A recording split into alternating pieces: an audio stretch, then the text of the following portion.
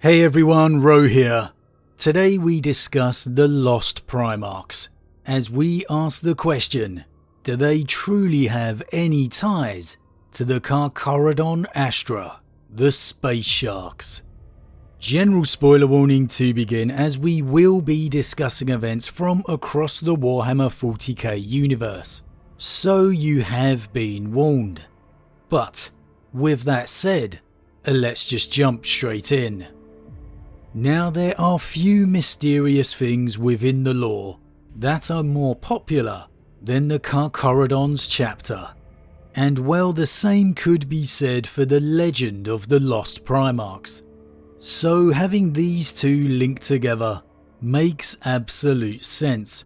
The perfect intrigue and mystery all tied into one. However, the truth is, as with anything related to the Lost Primarchs, it is extremely unlikely. So what do we know of this savage chapter? Well, their history, as fragmented as it is, appears to date back all the way to the end of the heresy itself. The most concrete record from Imperial archives, if it can be called that, has a chapter by their name appearing around the time of M32, a period known as the Astropath Wars.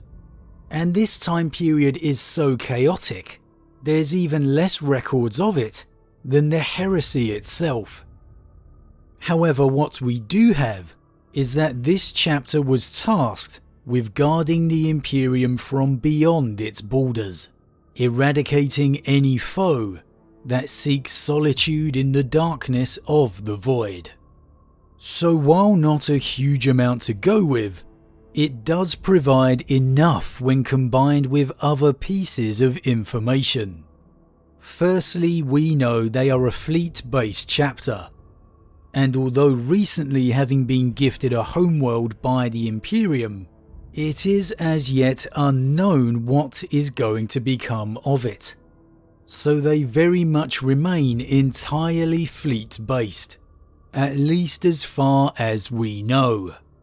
And this leads us on to secondly, they are unequivocally a loyal chapter, who, while perhaps have been largely forgotten, they remain to have the support of the Administratum, as can be seen from aside from their recently gifted homeworld, by their means of very survival, which has depended on their red and grey tithes, ancient decrees, honoured by the Imperium themselves, the first of which permits them to descend upon an Imperial world and essentially harvest its population to replenish their numbers, and the grey tithe being an ancient trade deal with the Mechanicum themselves.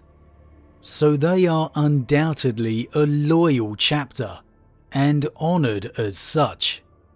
And if that was not proof enough, the chapter has even, on rare occasions, served within the Death Watch as well. So this evidence already throws a lot of shade on any links to a Lost Primarch heritage, as we know any and all ties to these mythical figures were eradicated totally and completely under the express wish of the Emperor of Mankind himself. It is extremely unlikely any Marines could have escaped the judgment of the Emperor of Mankind. We all but know for certain the fate of these legions was dealt out by Russ and his Space Wolves. The Primarch and what remained of their legions was brought to heel by the Executioner, although rumours did persist of perhaps members being inducted to the Ultramarines Legion. However, let us continue. What can we learn from the chapter themselves? Well, we know they refer back to a day of exile, the time when they were banished into the void. And we also know that they believe this to be when he still walked amongst the living. And as ever within the Imperium, there's only one true he, the Emperor himself. So the chapter believes completely that they are descended from the heresy or even the Great Crusade itself. And they also believe that this exile and crusade of theirs can only ever end with the return and the blessing of one they name the Forgotten One, the founder of their chapter or even their Primarch. And thus we meet the most likely source for the Lost Primarch rumours, a possible Primarch referred to as the Forgotten One. Now this certainly screams as all kinds of Lost Primarch whispers. However, unfortunately, the truth is perhaps not so mysterious, because the evidence since this tantalizing revelation points firmly in the direction to Corax and his Raven Guard. Firstly, we know Corax, as many of his brothers, upon assuming command of his legion, began to remold it in his own image. And for the Raven Guard, this meant essentially the expulsion of large portions of many of the Terran-born Marines, particularly those who were in senior positions, as the Primarch saw many similarities between these Marines and the slavers upon his homeworld. One such Marine was named Arcus Fowl, the commander of the Legion before its reunion with Corax. Now Arcus was assigned command of one of which became known as the Nomad Predation Fleets, and these were comprised of entirely Terran-born legionaries and tasked with serving their legion beyond the fringes of the Imperium, which was in essence exile. Not only that, but the title Arcus Fowl used whilst in command was Shade Lord, the same title used by the Carcharodons Lord Tiberos, heavily implying that perhaps it was Arcus Fowl that founded the chapter. So could he be the Forgotten One? It's definitely possible. Could the Forgotten One even be Corax himself, who, having began their exile, would be the only one to end it? Now that definitely makes sense.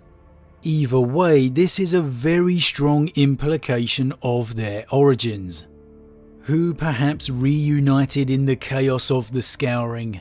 They were then officially founded into a chapter. As of yet, we don't truly know, and the likelihood is we never will. But the ties to the Raven Guard don't stop there. The Death Watch reportedly recovered gene seed from a fallen brother, which, while untainted, was severely degraded, as you might expect from a chapter who have spent 10,000 years alone in the void. However, more importantly, their gene seed unequivocally bared many hallmarks of Raven Guard gene seed, the heritage of Corax himself, and their appearance too, of deathly greyish pale skin and jet black eyes, furthermore bear a strong resemblance to that of the genetic traits of Corax. More and more evidence points in only one direction, and their relationship with the confirmed Raven Guard renegades, the Ashen Claws, is yet another binding tie, this relationship having stretched back countless of thousands of years. So for all the intrigue of a Lost Primarch link, in truth it's really been made clear it's just not to be. As much as we would love to have some trace to the Lost Primarchs, The Carcharodons are in all likelihood Raven Guard descendants, who after 10,000 years apart within the void, have degenerated some way from their true gene seed source, though there remains bonds enough still to highlight their true lineage. Though there remains some interesting theories still, that perhaps they have mixed their gene seed over the years with that of other bloodlines, through their desperate struggle for survival, such as even traitor lines, as the Night Lords, though these rumours are murkier still. So while the Space Sharks may not be the Lost Primarch heirs, are there still some out there somewhere? Or is the truth eradicated so long ago at the Emperor's own decree? As always guys, what do you think? Could we still see Lost Primarch lineages out there somewhere within the countless chapters? Are the Carcharodons themselves perhaps true heirs of this fate? Or do you see too much evidence pointing towards Corax himself? Could even Belisarius Cawl, within all his experimenting, have gained access to that of the lineage of the Lost Primarchs?